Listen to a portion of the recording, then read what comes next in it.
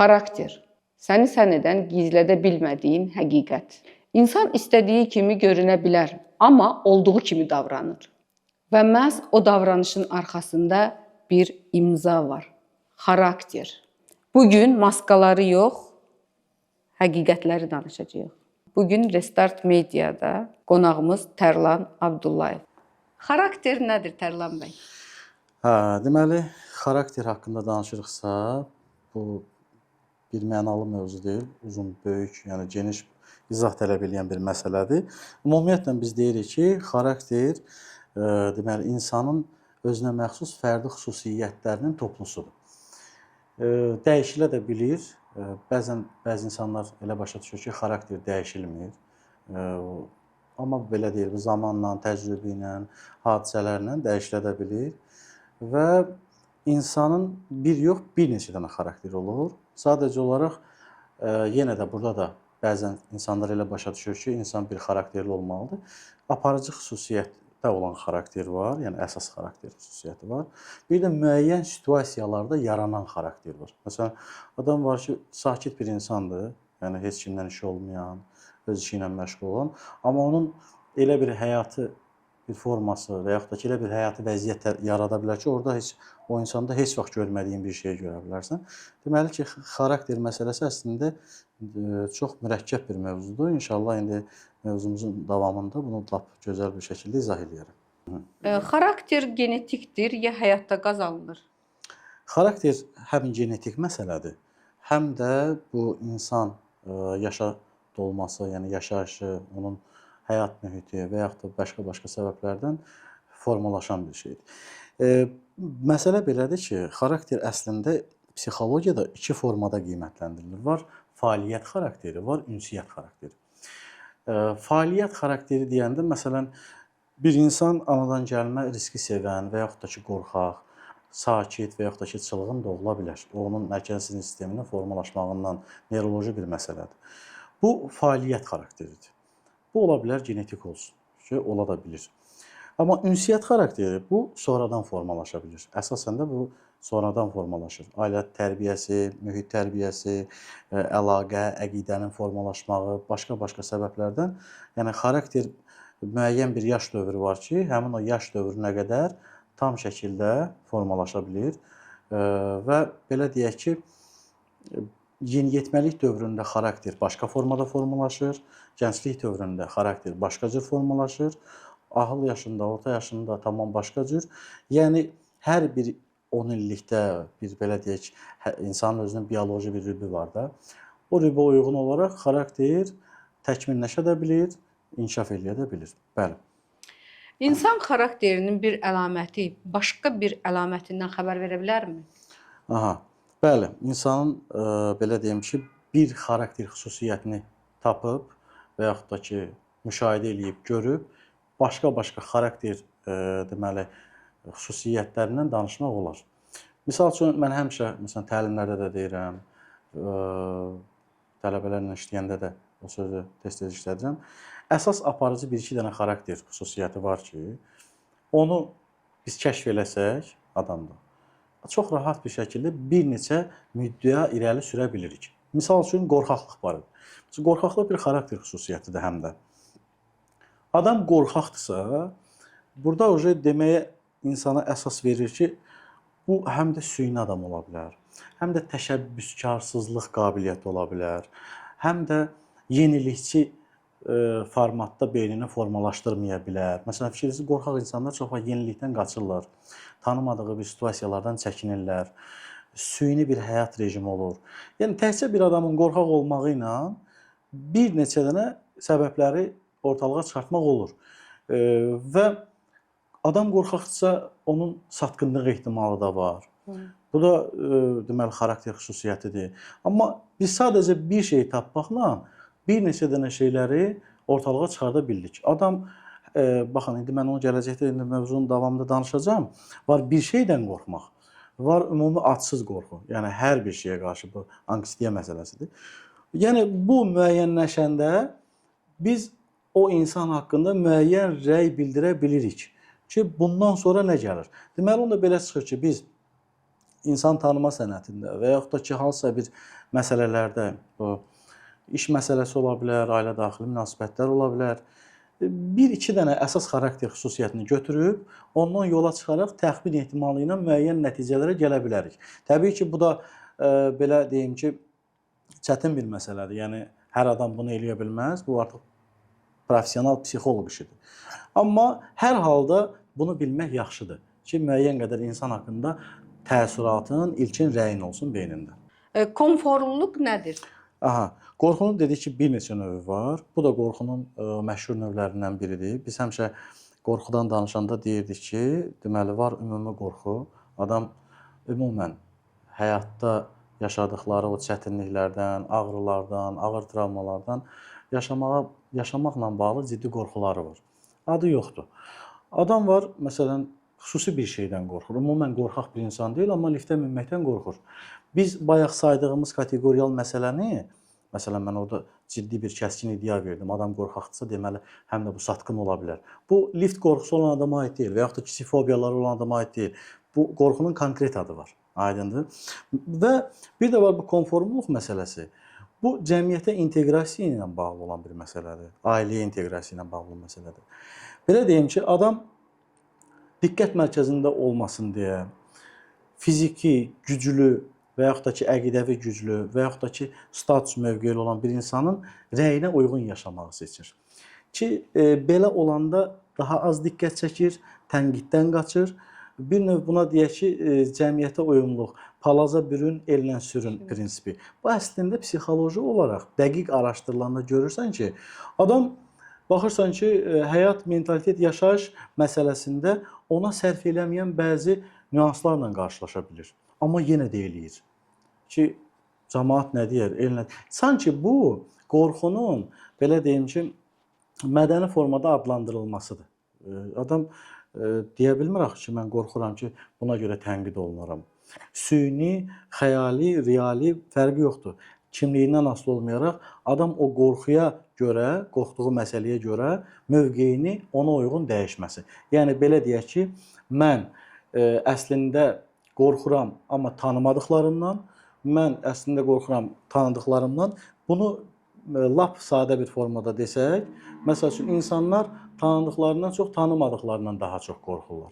Məsələn, tanımadıqlarımızdan deyilir cəmiyyətdə hər hansısa bir uyğun olmayan, yəni bu cəmiyyətə uyğun olmayan bir şeyi eləmək. Birinci növbədə bu nə yaradır? Qorxu yaradır da ki, nə reaksiya verəcəklər mənə. Ona görə də bu əslində psixoloji bu konformluq məsələsi hər kəsdə var. İndi insan var, onda bu patoloji səviyyədədir. Adam da var, onda yəni belə deyək ki, normal bir vəziyyətdədir, belə deyək. Qorxaqlıq anadan gəlmə xarakter tipidir, ya sonradan nevroloji səbəblərdən yaranır? Qorxaqlıq həm anadan gəlmə ola bilər, həm də belə deyək ki, sonradan yaranma məsələsi də var bunun. Anadan gəlmə məsələsi deyəndə, məsələn, bəzi insanlar var ki, onlar həssas sinir sistemi ilə doğulurlar. Əslində hər şeyə çox, belə deyək ki, həssas reaksiya verməkdən, qıcıq reaksiyaları biraz həssas olduğuna görə müəyyən qədər onlarda qorxu duyğusu gələcəkdə formalaşa bilir. Onda genetik kodlaşma mı deyə bilərik buna? Əslində, bəli, biz bir varlıq olaraq, 300 min illik bir dövr keçmiş bir insan olaraq, əslində biz qorxaq ulu əcdadların məhsuluyuq. Çünki o qorxmayanlar sağ qalmadılar. Məsəl üçün, insanoğlu elə mağarada yaşayanda cəsarətlilər, cəsurlar pələnglərlə, şirlərlə dalaşdı, vuruşdu, öldülər böyük ehtimal və o qorxub qaçanların nəslindən gəldik əslində. Müəyyən qədər genetik payı var burada, amma əsas payı burada daşıyır sonradan təlqin olunmalar. Çünki insanların ən əsas, belə deyim, hətta mən deyərdim, baş bəlası o bir şeyi həddindən artıq şişirdib təqdim eləmək məsələsidir. Belə deyə bilərik. Qorxaqlıq haqqında düşüncə elmi fəlsəfə nə deyir? Fəlsəfənin çox maraqlı yanaşmaları var, deməli, qorxu ilə bağlı. Belə deyək, çox bir maraqlı yanaşma var fəlsəfədə. Səhv eləmirəmsə Nietzschenin o izahıdır. Deyir, əslində insanlar qorxudan bəzən qorxduqları şeydən gizlənmək üçün bəzən etika adından da istifadə edirlər. Məsəl üçün, insan bəzən qorxur sözün deməyə, qorxur hansısa bir məsələdə rəy bildirməyə, fikir bildirməyə.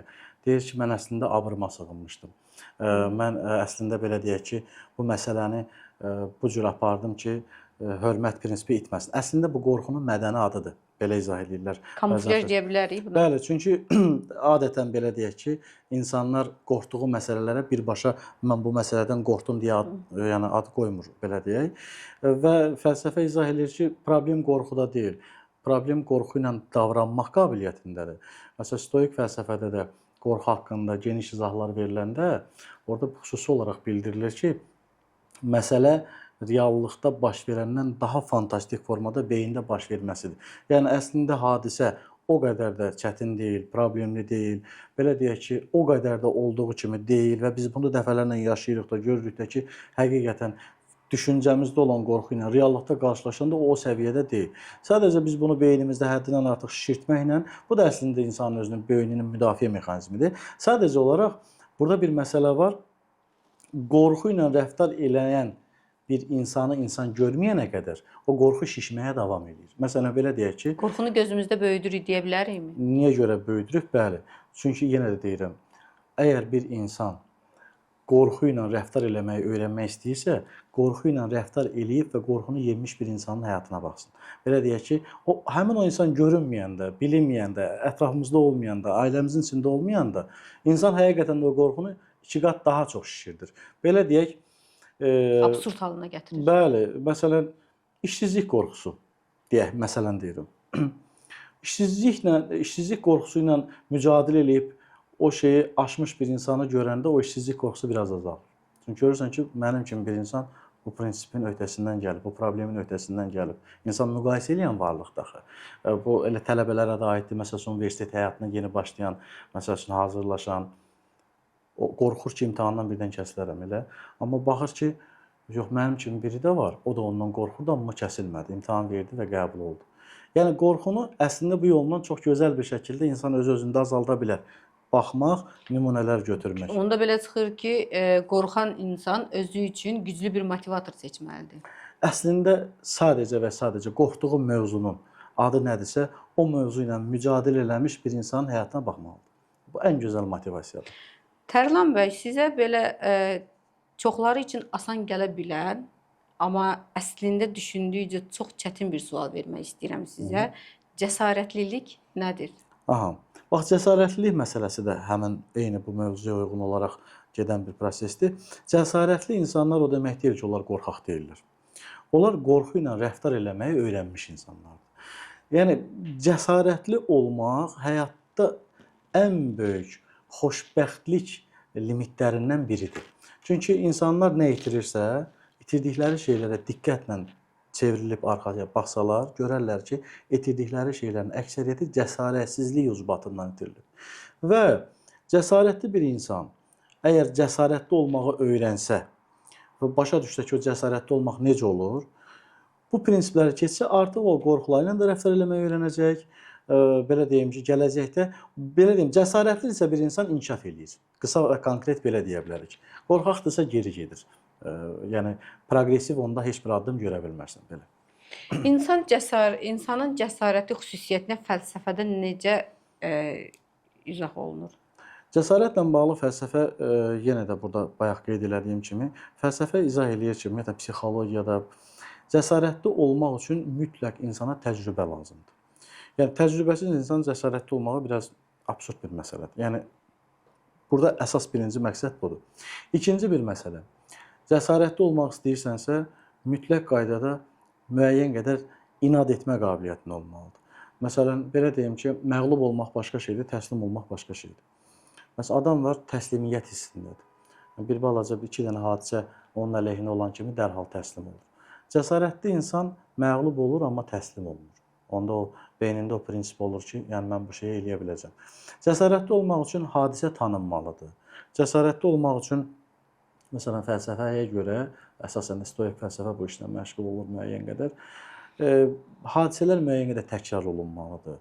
Yəni, bir hadisə bir neçə dəfə təkrar olandan sonra bəsitləşməyə başlayır. Bəsitləşəndən sonra cəsarətli olursan. Məsələn, belə bir söz var, deyirlər ki, bir adam məni təhqir elədi, Bir dəfə susdum, iki dəfə susdum, üçüncüdə susmadım artıq, cavabını verdim. Əslində onun psixoloji prinsipi belədir ki, o hadisə artıq adiləşir beyində. Artıq beyin əvvəlki kimi ona reaksiya vermir. Birinci təhqirdə, ikinci təhqirdə, üçüncü təhqirdə və dördüncüdə artıq ona adekvat verməyi bacarır. Və burada da çox maraqlı bir məsələ var. Cəsarətli olmaq istəyirsənsə bu həyatda cavab verməyi öyrənməlisən. Fikir veririk ki, ən cəsarətsiz insanlar səsi kəsilmiş insanlardır. Yəni uşaqlıqdan Beynin hazır cavab olmasından o irəli cavab gəlirmi? məsələsi deyil bu. Cavab vermək adekvat, belə deyim, danışmadan da bu proses ola bilər. Mən belə deyim ki, cavab vermək hərəki həm də zehni, həm də fiziki hər məsələyə aiddir bu. Məsələn, əsas məsələ budur ki, cavabsız qoymayasan. Baş verən hadisəni, prinsipi, problemi, belə deyim, cavab vermək üçün bəli, bu əsas başlayır sözdən, yəni fikirdən. Biz fikir versək, uşaq vaxtından kimlərə ki deyilib ki, sən sus, sən hələ balacasan, sən bilmirsən, sən qarışma böyüklərin işinə, səs kəsməkdir. İnanclarımız deyə bilərik. Bəli, səs kəsmə. Bəli, bax bu səs kəsmələr nəhayət o insan acizliyi də formalaşdırır axı beynində. Dedim, deyir ki, sən kəs hələ, sən uşaqsan, qarışma böyüklərin işinə. Bu artıq başa düşdü ki, mən uşağam. Hələ vaxta var. Bir növdə burada bir başqa funksional pozuntular da baş verir. Bunlar oldu. Artıq deməli bu beyində qalıcı bir sferada formalaşdı. Bundan sonra artıq adam belə deyim ki, o cəsarəti ilə bağlı gələcəkdə çox ciddi əziyyət çəkir. Deməli ki, cavab vermək, cavablandırmaq qabiliyyətini uşaqlıqdan formalaşdırmaq lazımdır. Məsələn, baxırsan, Avropada indi uşaqlar çəkilişdədir. Məsələn, jurnalist sual verir. Həmin o uşaq oponent çox gözəl də cavab verə bilir, fikrini çatdırır. Bizdə amma bəzən görürsən ki, uşaq utanır. Səsi kəsilib onun.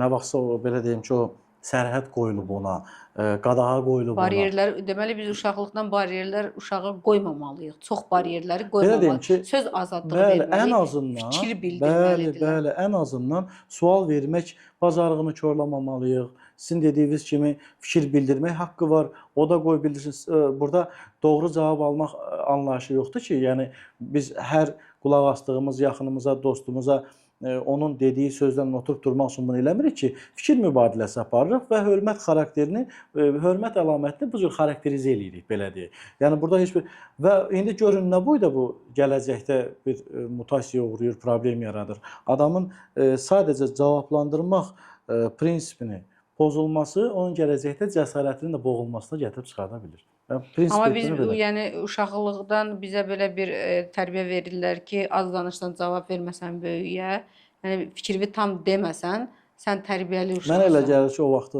böyüklərin özləri söhbət eləyənə diqqət İndiki uşaqlarda o biraz azdır. Məncə indiki tərbiyədə daha fərqli yanaşırlar valideynlər. Bəli, belə deyim, bilirsiniz, mən elə söz azadlığı var ən azından uşaqlarda. Mən elə başa düşürəm ki, valla yəqin ki, o ünsiyyət xarakterində olan o problemdə o böyüklər bir-birlərini eşidə bilmirlər, yəni uşağı maneə kimi görüblər. Amma onlar da elə görüblər də. Amma belə deyim ki, bu o demək deyil ki, artıq bu doğrudur. Bir şeyi bir nəsil istifadə elədinsə, bir əqidəni, bir fikri, bir missiyanı gördünsə ki, bu yaramır. Yəni bunu yeniləmək, yeni bir metodunu tapmaq nə günah deyil, nə mental dəyərlərə zidd deyil. Yəni həyat davam eləyirsə, ömür gün dəyişilirsə, biz də ona uyğun adaptasiyanı öyrənməliyik. İnsan yeganə canlıdır ki, varlıqlar arasında ən yaxşı adaptasiyanı bacarır, ən gözəl bir şəkildə. Və bunu da bu münasibətlər sferasında formalaşdırmaq lazımdır. Bəlkə də 50 il bundan qabaq uşağın ataya və anaya verəcəyi suallar çox az idisə, bu gün o 5 dəfə artıb. Çünki yeniliklər çoxdur, qəribəliklər çoxdur.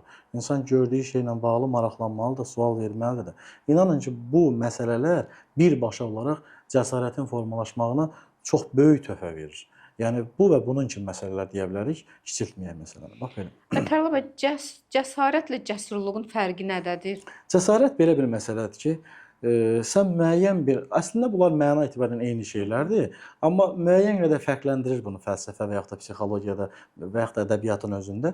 Cəsarət, belə deyim, sən anidən formalaşa bilər. Belə deyək, düşünülüb addım ata bilərsən, məsələn, sən buna hesablayarsan və özünə motivasiya verib cəsarətli ola bilərsən. Amma cəsur insanlar elə belə doğulurlar. Yəni belə deyək ki, elə bu formada formalaşmış insanlardır. Cəsur insanların cəsarətli olmaq üçün fikirləşməyə, elə də çox vaxt ayırmağa ehtiyacları yoxdur, belə deyim. Amma belə deyək ki, insanlar adətən qorxu üzərində yaşayırlar. O cəsurlar da dərhal cəsarətlərinə görə ciddi bir şəkildə fərqlənirlər. Fikir verin, nə savadından, nə bacarığından, nə biliyindən, heç nəyindən asılı olmayaraq sadəcə bir insana cəsurluğu kəşf olunan kimi onun sürətli inkişafı Statusu başlayır. qalxır. Bəli, həm statusu qalxır, həm hörməti olur.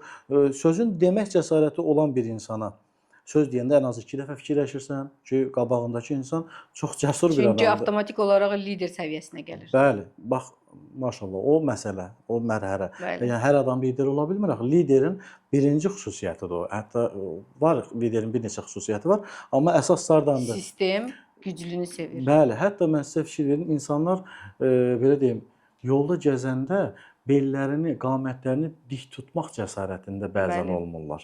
Məsələn, onlar yerişindən bilinir, duruşundan bilinir ki, Düzdür. Bədən dili özünü zaten büruzə bəli, verir. bəli, həmin məsələlərlə bağlı ən qədər danışmaq olar, amma çox önəmli bir məsələdir ki, belə insanlar kəşf olunan kimi çox gözəl də dəyərləndirilir. Ümumiyyətlə mən sizə bir şey deyim, cəmiyyət qorxaqlara üstünlük vermir. Bəli. Yazığı gəlinənlərə o yazığı gəlinən səviyyədən yuxarı hörmət olunmur. Belə deyim də, sənin bir dilənçiyə nə qədər hörmətin olsa da, nə qədər qayğı göstərsən də, amma sənin gözündə o insan aciz və dilənçidir. Ola bilər sən ona mərhəmət edirsən, amma sənin qarşında duran insan nə qədər dilənçi vəziyyətində olsa belə, cəsur və cəsarətlidirsə, sən onu o vəziyyətdən artıq çıxardırsan. Sanki sən onu formalaşdırmaq istəyirsən. Bu belədir. Həqiqətən də bütün məsələlərdə aparıcı belə deyim, strukturlarda, aparıcı işlərdə, hətta hərbinin özündə belə çox vaxt bu şeylərə çox ciddi fikir verirlər. Və baxırsan ki, insanın fiziki və yaxud da ki, əqli o qədər də potensialı yoxdur, amma xarakter olaraq onun cəsarəti artıq o sözünü deyir və o insan seçilməyə başlayır. Bu çox gözəl bir xüsusiyyətdir. Ona görə də mən cəmiyyəti, xüsusən qadınları cəsarətli olmağa çağırıram. Çünki cəsarət insanı dəhşətə aparan yol deyil. Təbii ki, bunu da geniş bir formada izah eləyəcəyik. Burada da bir nüans var, əmma var. Ümumi olaraq cəsur və cəsarətli olmaq şərtdir, vacib məsələdir. Amma burada bir xüsusi bir nüans da var. Biz cəsarəti izah elədik, cəsurluqdan danışdıq, amma bunlar cömərtcəsinə olmalıdır. Yəni cömərtlik də bir xüsusiyyət, xarakter xüsusiyyətidir. Yəni sənin cəsarətin fayda verməyə xidmət eləməlidir. İndi inşallah gələcəkdə bunu daha yaxşı izah eləyəcəm. Patoloji cəsarətdən danışırıq. Patoloji cəsarət nədir sualı yaranır. Psixosomatik səviyyədə cəsarətli olmağın əlaməti nədir? Aha. Bu belə deyək, cəsarətlə bağlı danışırıqsa biz bu mövzuya mütləq toxunmalıyıq. Çünki psixopatik səviyyədə belə deyim ki, cəsarətli olmaq problemi də var. Ümumiyyətlə xüsusi qatillər, belə deyim, hansısa bir kəllə-beyin travması almış, neuroloji pozuntu yaşamış insanlarda da cəsarət olur və onu da qeyd edeyim ki, belə insanlarda çox belə deyim, dəhşətli bir səviyyədə o cəsarətin elə formasında olurlar ki, artıq onlar istənilən məsələdə heç bir vəziyyətdə və hətta özlərinə belə düşünmürlər, belə deyək. Bax, bu patoloji cəsarətdir. Bu cəsarət adətən psixi problemi olan insanlarda özünü biruzə verir. Sosiopat, belə deyim, şəxsiyyət pozuntusu olan insanlarda özünü biruzə verir. Və çox təəssüflər olsun ki, belə insanlar adətən böyük əksəriyyət demək olar kişilərdə olur bu və ən çox da onların tələlərinə düşən xanımlar olur. Niyə görə bu belə olur? Çünki xanımlar müəyyən qədər özlərini natamam hiss edən dövrləri olur, himayə axtarmaq modunda olurlar əksər hallarda. Ümumiyyətlə yuvanı qurmaq və qorumaq prinsipləri var deyə kənardan baxır görür ki, bu insanlarda məsələn bir bəydir, onda cəsarət baxır ki, bu insan özünü düşünmədən, özünü riskə ata biləcək səviyyədə, həddindən artıq belə deyim məsələlərə girişmək, atılğanlığı diqqət cəlb eləyir. Bu Çünki onun psixopatik cəsarətli olduğunu bilmir. Sadəcə olaraq cəsarətini görür. Bəli, bəli. Bax burada da bayaq izah elədiyim bir məsələdə bir insanın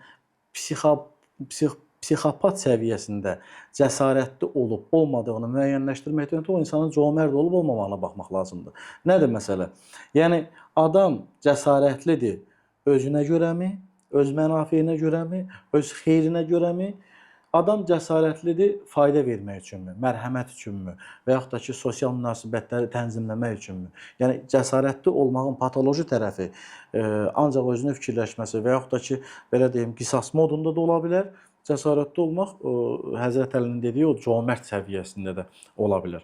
Ki bunlar sadəcə və sadəcə insanın mərhəmət keyfiyyəti ilə müəyyənləşdirilə bilir. Yəni cəsarətlidirsə, mərhəməti yoxdursa, bu psixopatik cəsarətli, cəsarətlidirsə, mərhəməti varsa bu cömert insandır. Yəni bu faydalıdır. Belə Yəni desək. zaten mən belə başa düşdüm ki, sizin yəni açıqlamanızdan ailədə şiddət olanda bu hardasa psixopatik cəsarətdən mi irəli gəlir, yoxsa ona aidiyyatı yoxdur? Şiddətin olma səbəbi Sadəcə olaraq mənim özümə maraqlı gəlir. Bəli, şiddətin olmaq səbəbi çoxdur, yəni belə deyək. Amma belə deyim, cəsarət o psixopatik şəkildə cəsarətli olan insanların ailəsi demək olar olmur. Yəni belə deyim, yəni onlar ailə qurmaq modunda olan yırtıcı bir xüsusiyyətdə olduqlarına görə onlar sadəcə və sadəcə müəyyən situasiyalarda, müəyyən bir mühitlərdə, yəni adam psixopatdır. Buna ruhi havalanma deyirlər. Yəni o səviyyədə olan bir insan sadəcə hansısa ciddi egoist marağı varsa, o marağa çatana qədərdir. Ona çatandan sonra yəni bu insanlar sanki ov şikar prinsipi ilə yaşayırlar. Məqsədinə çatana qədər Bəli, idealdır. Məqsədinə çatandan sonra bir Bəli, o çünki təbii o ki, bunu fərqli bir oynamağı bacarır. Çünki bu insan təsəvvür eləyin ki, və onların çox inandırma qabiliyyəti çox manipulyasiya güclüdür. qabiliyyətləri Manipulyasiyası güclüdür, çox bəli. güclüdür. İnsanların nə istədiyini Yəni çox onu yaxşı ancaq bilirlər. indi belə deyək də onu deyirik qadınlar o tələyə düşür. Onu ancaq professionallar ayıra bilir. Bəli, bəli. Adi sıradan yəni adamlar onu ayıra bilməz. Yox, onu Başa düşə ayırmağın çox sadə yolları var əslində. Sadə yollardan biri deyim, onların reaksiya qabiliyyəti çox süni olur. Məsəl üçün adam psixopatdırsa, o psixopat insanların süni gülüşünü hiss eləyə bilərsən. Üz cizgiləri yəni danışdığı emosional cümlə ilə uyğun gəlmir. Yəni konkret olaraq bu hiss oluna bilər və diqqətlə bir insana baxmağı, yəni sanki bir Analiz tipi. o bəli, sanki ovlayacaq səni.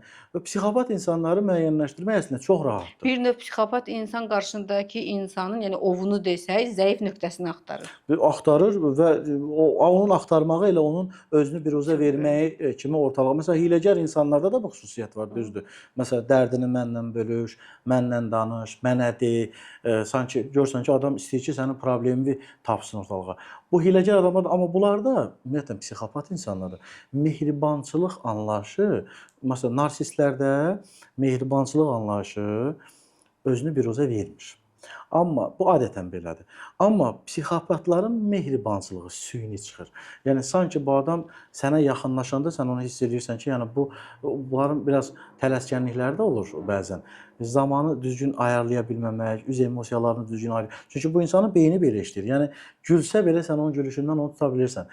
Sadəcə və sadəcə bununla bağlı ümumiyyətlə profilaktik psixoloji təlim almaq bəs eləyir ki, cəmiyyətdə biz səhərdən axşama kimi nə qədər yerlərdə olur, yanımızdan bir qatil keçir, yanımızdan bir qəhrəman keçir, hansını tanıyırıq ki? Amma sadəcə bu əlamətləri təlimlərlə, profilaktik belə öyrənsək, Müşahidəni də güclü demək lazımdır. demək olar ki, yeni tanışlıqlarda stres keçirtməyəcəyik, müəyyən iş münasibətlərində ziyana uğramayacağıq. Ona görə də bunları, bu əlamətləri bilmək yaxşıdır, belə deyək. Ümumiyyətlə Tərlan bəy, xarakterin əlamətlərini nəyə əsasən müəyyənləşdirmək olar? Xarakteri belə deyim, əlamətlərini müəyyənləşdirmək məsələsi bu geniş, yəni mürəkkəb bir məsələdir. Mən təbii ki, indi bunun belə deyim, pedaqoji tərəfin çox danışmaq istəmirəm. Sadə, primitiv, hamımızın istifadə edə biləcəyi metodlar, belə deyək.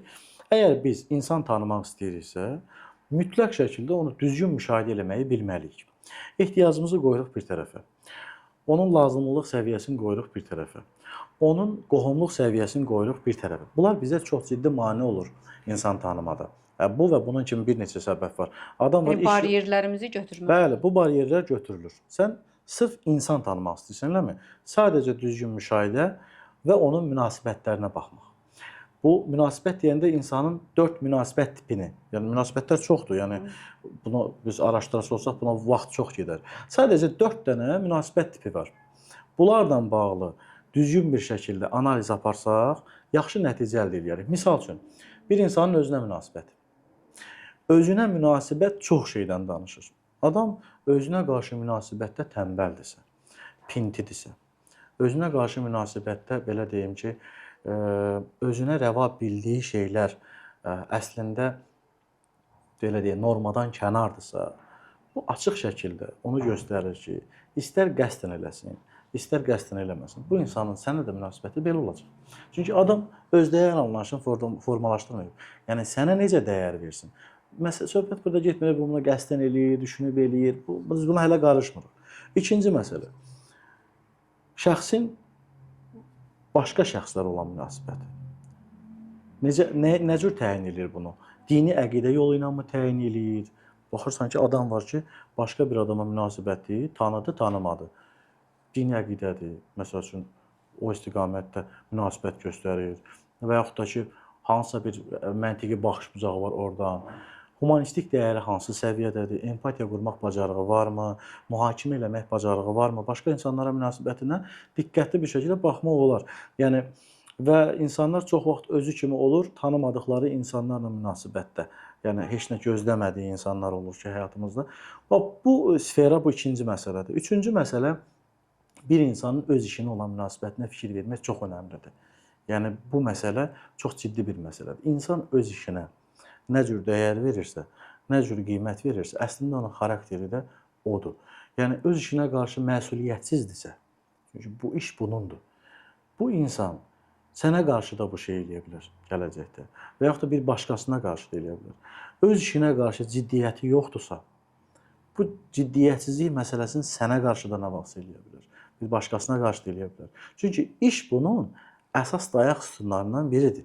Yəni bu peşəsi də ola bilər, sənəti, hər nədirsə. Bu üçüncü bir məsələ. Dördüncü bir məsələ əşyalarına olan münasibətlə də müəyyən qədər xarakteri müəyyənləşdirmək olur. Məsəl üçün, bir adam istifadə elədikdən sonra tullama modundadırsa, istənilən bir şey, fərqi yoxdur, dəyərlidir, dəyərsizdir, qiymətlidir, qiymətsizdir, bahalıdır, ucuzdur. İstifadə elədikdən sonra tullama modundadırsa, bu insan xarakter olaraq mənəvi məsələlərdə də belədir. Yəni, belə deyim, hansısa bir münasibət məsələlərində də belədir. Və yaxud da ki, istifadə elədiyi əşyaya qarşı tam əksinə, çox titizdirsə, bunun sənə ayırmağa elə çox vaxt olmayacaq. Yəni, bunun, belə deyək ki, özünə aid bir dünyası vardır. Bu da bu əlamətlərin əksi olaraq da olsa, yəni əlamətin içindədir. Ümumiyyətlə, 4 dənə əsası götürürük. Özünə, cəmiyyətə, işinə və əşyalarına münasibətlə çox gözəl bir şəkildə, rahat bir şəkildə xarakter təsəvvürü yaratmaq olur. Sadəcə, yenə də burada bir balaca təlim lazımdır. Bir balaca bəzi xüsusi qaydalar var ki, onlar çox vaxt aparır deyənən biraz demək istəmirəm. Bunları öyrənir, vəssalam, tətbiq edir və insanın üzünə gülüş gəlir. İnsanın üzünə bir rahatlıq. Niyə görə? Sən artıq çözə bilirsən. Sən artıq baş verən hadisənin nə olduğunu bilə bilirsən. Məsələn, mən uşaq vaxtı bir dəfə çinar ağacının başına baxanda gördüm ki, hacıleylək deyilən bir quş var. O, balasını oradan götürdü, tulladı yerə. Bu mənə pis təsir elədi ki, niyə görə bir quş öz balasını yerə tullasın? Yəni, o öldürdü də, belə deyək. Amma biologiyanı oxuyandan sonra bu təbiətin bir qaydası olduğunu başa düşəndə ki, hacıleylək öz nəslinin kəsilməməsi üçün ən zəif balanı atmalıdır ki, güclü bala yetişdirəbilsin. Bu təbiətin, bunu biləndən sonra artıq sən o hadisəyə bir də baxanda o qədər də pis olmursan. O qədər də, belə deyim ki, səni mənəvi olaraq ağrıtmır və yaxud da başqa formada. Nə deməkdir bu? Bu o deməkdir ki, sən ətrafında baş verən hadisələrin səbəbini öyrənə bilirsən. Yəni, xarakter anomaliyalarda biz bugün dünyada insanın sayı nə qədər? 8,5 milyard insan var yer üzündə. Və bu xüsusi əlam, bu bütün millətlərə də keçərlidir. Yəni, belə deyək ki, mən insandan danışıram. Mən hansısa bir millətdə, düzdür, bəzi millətlərdə müəyyən qədər xarakterlərdə fərqlər ola bilir. Amma ümumən bu instinktlər tərəfindən formalaşmış bir məsələ olduğuna görə biz bunları biləndə artıq bir insanın bir insana qarşı niyə görə belə elədiyini və yaxud da özünə qarşı niyə görə belə elədiyini biləndə artıq onu rahat çözə bilirik. Vaxtımıza qənaət eləmiş oluruq burada, emosiyalarımıza qənaət eləmiş oluruq burada, qərarlarımıza qənaət eləmiş oluruq burada və bir də gələcəyimizi sığortalamış oluruq burada. Bu çox önəmli məsələdir. Tərlan bəy, mən burada özüm üçün bir şey aydınlaşdırmaq istəyirəm. Yəni qısa desək, asan variantına qaçsaq, sizin verdiyiniz açıqlamadan mən özüm üçün belə bir nəticə çıxartdım ki, qarşımdakı insanın xarakterinin, yəni müəyyənləşdirmək üçün sadəcə olaraq onun özünə davranışı və özünə elədiyi hörməti nəticəsinə diqqət yetirəndə tam qarşındakı insanın yəni çözmək olar. Tam deməsək də belə deyim. Hətta 70% ən bəli, azından. çünki tam çözülmək məsələsi belədir ki, insan bir də görürsən ki, mühitə o qədər sürətlə adaptasiya ola bilər ki, əqidəli bir insan bəlkə də 3 günə əqidəsiz bir insan ola bilər. Əxlaqlı insan bəlkə də 5 gün müəyyən qeyri-etik, əxlaqi xüsusiyyətə təsir məruz qalan bir situasiyada olar, dəyişə bilər. Ya ən azından burada məsələ beyin ilkin təəssürat, ilkin rəy əldə edə bilir. Yəni bilirsiniz, insan beyni ən çox xətanı ilkin təəssüratda eləyir. Yəni insan istənilən bir mühitdə, istənilən münasibətə başlayanda beyin mütləq istəyir ki, burada yaxşı ilə pisi seçsin. Təhlükəli ilə təhlükəsiz seçsin. Lazımlı ilə lazımsız seçsin. Və bu məsələdə o mütləq qərar ilk 7 saniyədə hətta bəzən bu olur. Və insan beyni burada səhv eləyəndə bunu dəyişdirmək sonra çox çətin olur. Ona görə də müəyyən mənalarda, xarakter anomaliyalarında əsas aparıcı xarakter xüsusiyyətinin əlamətlərini öyrənmək yaxşıdır ki, bu gələcəkdə bununla bağlı olan problemlərdə belə deyim, beyin aldanmasın. Yəni ilkin təəssüratda səhv eləməsin ki, bu sonra depressiya verməsin, çətinlik yaratmasın. Buna görə lazımdır. Və ümumiyyətlə bizə heç bir məsələni tam bilmək də lazım deyil. Bizə lazım olan şeyləri bilməkdən ötürüdür bu. Və belə olsa mən elə gəlir ki, heç bir problem olmaz. Mən Tərlan bəy sizə çox təşəkkür edirəm. Qonağımız oldunuz. Həqiqətən sizinlə yəni xoş olur. Çox gözəl açıqlamalar verirsiniz və ən azından mənim niyə xoşuma gəlir bu sizinlə müsahibə aparmaq. Çünki siz insanı yormursunuz. Belə deyim ki, hər kəsin başa düşdüyü dildə danışırsınız. Zaten elə olmalıdır. Yəni bu da ki, indiki dövrdə məncə çox önəmlidir. Təşəkkür edirəm, minnətdaram. Təşəkkür edirəm.